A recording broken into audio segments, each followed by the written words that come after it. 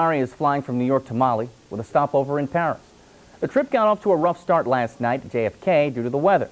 The plane sat on the runway for about 4 hours before finally taking off. Friends and family members say Somari is upbeat and finally smiling, but the trip will surely be an emotional one.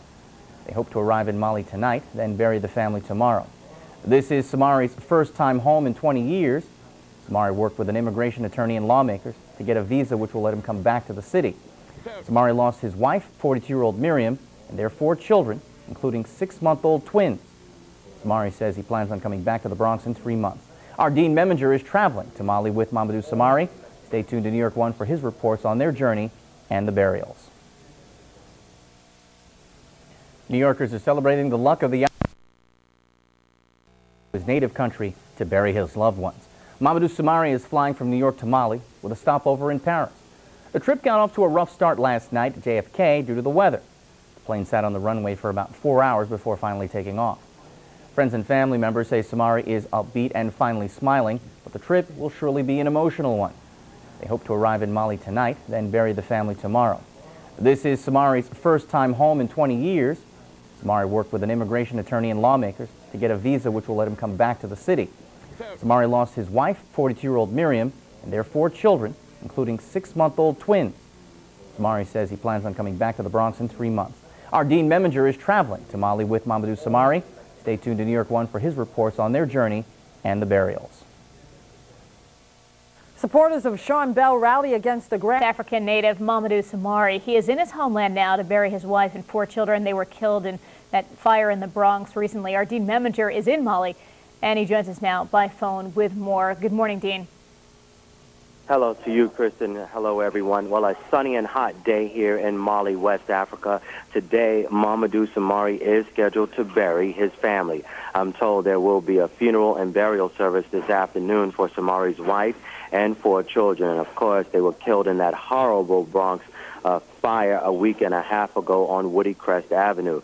Now, we arrived here in Mali late last night, some 22 hours after boarding a plane at JFK. It was a very tough journey for Mr. Somari. When we boarded the plane, of course, it was all of that snow on Friday, so we literally sat on the plane on the runway for about 4 hours before taking off. Then we flew into Paris. That took about 7 hours. At Paris, we had to wait about another 5 to 6 hours to board a flight to Bamako here in Mali. This is the capital city of Mali, Bamako, and this is where the funeral and burial service will be held. We did speak to Mr. Somari and his cousin late last night about Somari being back home in Mali after nearly 2 decades. Okay, good. Thank you so much. Thank you for your support. I don't know what I'm going to say, but thank you. Somari feels great to see all his family, the whole country supporting him.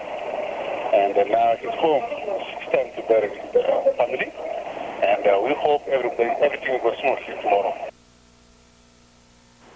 Now, once again, the burial for Mr. Somari's wife and 4 children is scheduled to be held later this afternoon in Mali's capital city, that city called Bamako.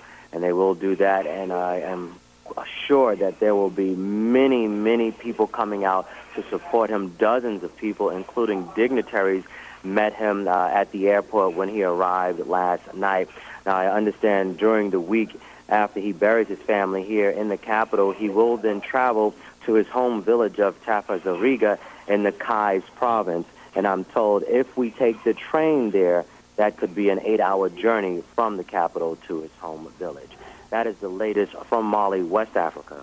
Dean Meminger, New York One. Let's go back to you. And Dean, while we have you on the phone, when he goes back to his home village, is that where his 3 other children are? Well, his children are here in Mali. I'm not quite sure if they're in the village or if they actually live here in the capital. Now, there is a chance that he did meet up with them late last night after he arrived, but I'm quite sure they will be at that burial service here today. But he is very interested with meeting with them and bringing them back to New York with him, and I know his immigration attorneys are working on that. Mr. Somari is scheduled to stay here in Mali for about 3 months and then return back to the Bronx. His immigration attorneys worked that out for him, giving him a temporary visa, something called an advanced parole status. So when he returns back to New York, he's hoping to bring his children with him. All right, Dean, we will be checking back. Thanks so much. Thank you. Protesters are expected to take to the streets today In that tragic High Ridge fire last week, surrounded by hundreds of mourners, Mamadou Samari buried his wife and 4 children in Mali today. A prayer service followed as religious leaders shared words of inspiration. Samari arrived yesterday in Mali's capital of Bamako to bury the bodies of his wife, 7-year-old daughter, 4-year-old son, and 7-month-old twin girls. This is Samari's first time back in Mali in 20 years. He worked with an immigration attorney and lawmakers to secure a temporary visa that will allow him to re-enter the U.S. Samari says he plans to return to the Bronx in 3 months. He now faces the difficult task. Admits it can't be sure how many illegal immigrants there are, but members say it's obvious that the population has drastically grown in the last decade. The League recently formed a task force to study how illegal immigrants affect the state as a whole.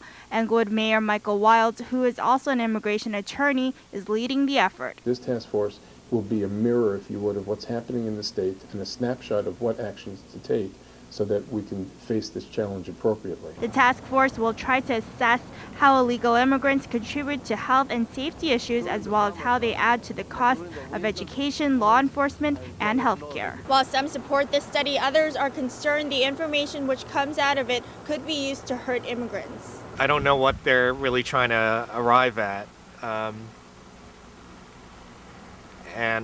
Personally, I think it is a waste. Do they tax the school system?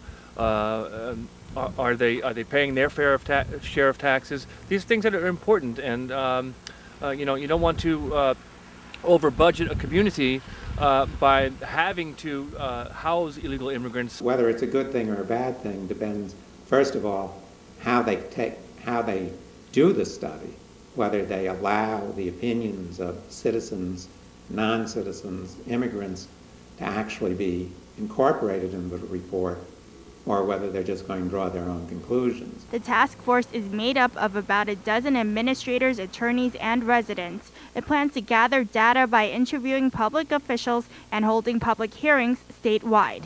In Palisades Park, Lisa Yip for your New Jersey News Now on